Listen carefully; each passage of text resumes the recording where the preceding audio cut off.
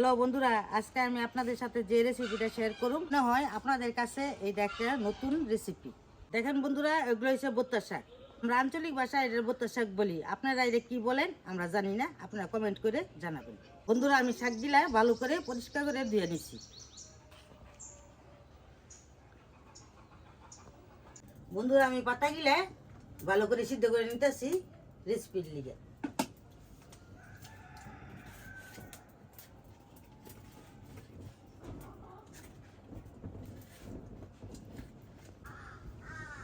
পাতা সিদ্ধর জন্য কোনো প্রকার লবণ বা পানি দিতে হয় না। শাক ধোয়ার সময় যে পানি থাকে সেই পানিতে সিদ্ধ হয়ে যায়। বন্ধুরা, বোত্তা শাকগুলা সিদ্ধ করে নিয়েছি, পানিগুলা একবারে শুকাই গেছে। আমি এখন চুলাতে নামাই আলাম। বোত্তা শাকগুলা সিদ্ধ করে নিয়েছি, এখন আমি পাড়াই বাড়ুম। এগুলা পাড়াই বাইটা রান্ধন লাগে। আপনারা চাইলে ব্লেন্ডার করে নিতে পারেন।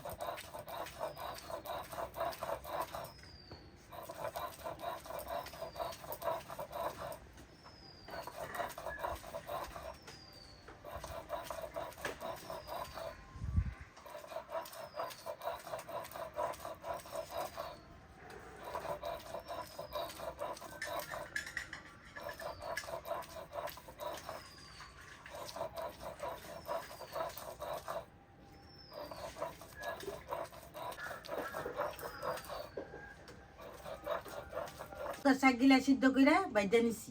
আমি হাইতে সয়াবিন তেল দিতেছি। তেলটা গরম হচ্ছে, এটা মধ্যে তেল দিতেছি।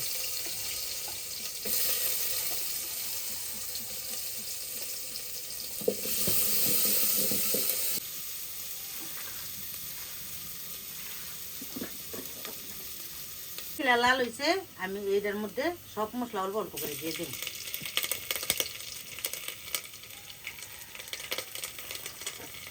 পানি দিতে, হলুদের গুঁড়া দিছি,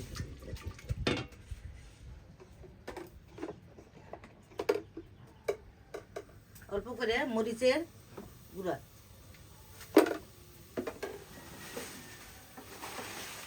অল্প করে হলুদের গুঁড়া,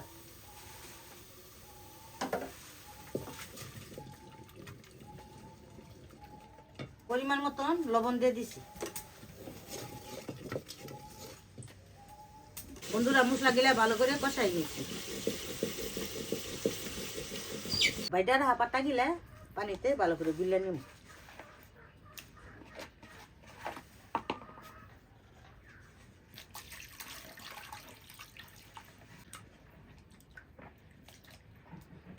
পাতলা করে গুলে নিতে হয়, তারপরে চুলাই দেওয়া লাগে।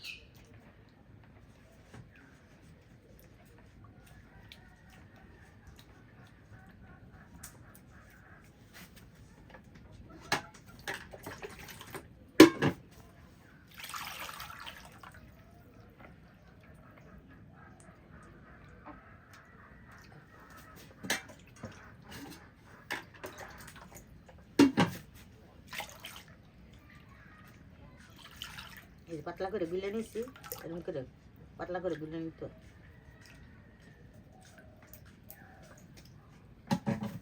কষানোর মধ্যে এই যে পানিটা গুলাই নিয়েছি, ভুট্টা শাক এগুলো গুলে নিতেছি।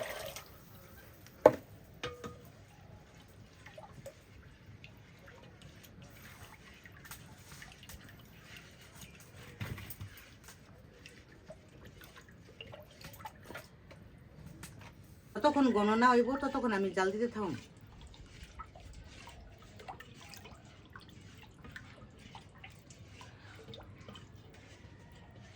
রেসিপিতে কাঁচা তেঁতুল দিলে অনেক মজা লাগে। আপনারা চাইলে অন্য টকও দিতে পারেন। তেঁতুল গিলে চুলে নিতেছি।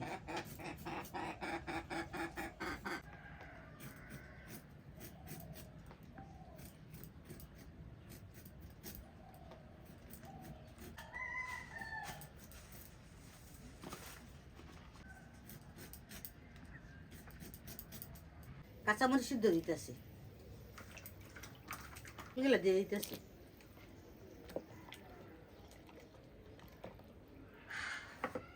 এই রেসিপিতে আমি মাছগুলা আদা ভাজা করে দিব, লবণ আর হলুদ দিয়ে মাখাইতেছি।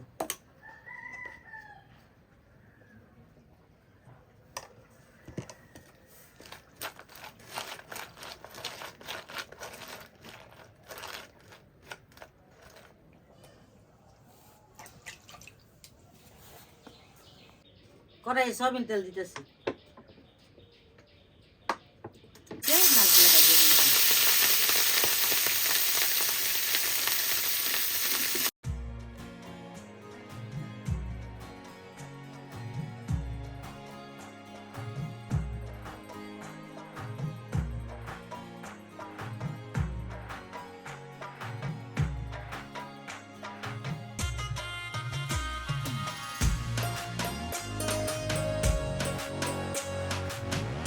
বন্ধুরা মাছগুলো আদা ভাজা করে নিয়েছি, মাছগুলো এখন নামালাম।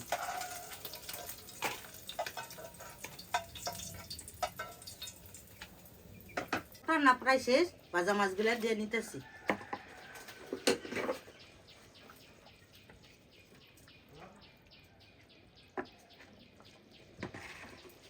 বন্ধুরা আমার টক রান্না শেষ, আমি এখন নামাই হেলাম। টকটা এই যে এমন ঘন খাইতে হয়, এই যে পাতলা খাওয়ার লাগে না, এগুলো অনেক ঘন খাওয়ার লাগে।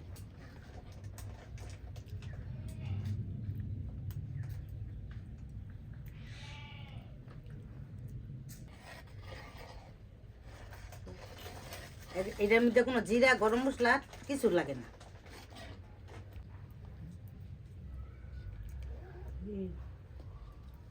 বন্ধুরা এই রেসিপিটা আপনারা বাড়িতে একদিন ট্রাই করে দেখবেন আর কমেন্ট করে জানাবেন রেসিপিটা কেমন হয়েছে।